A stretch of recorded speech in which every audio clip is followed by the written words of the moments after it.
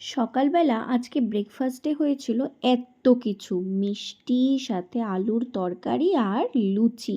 এরকম একটা ব্রেকফাস্ট পেলে দিনটা কেমন একটা জমে যায়, তাই না? তারপরে আজকে দুপুরবেলা হয়েছিল এই পটলের তরকারি, ডাল আর অনেক কিছু হয়েছিল, সেগুলো আর ভিডিও করা হয়নি।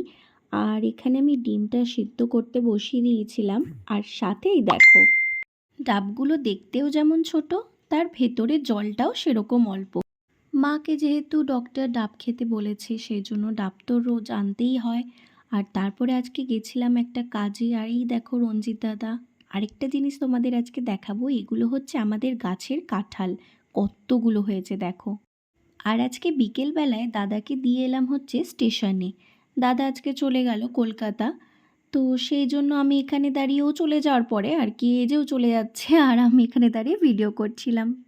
ব্যাস এইভাবে কাটল।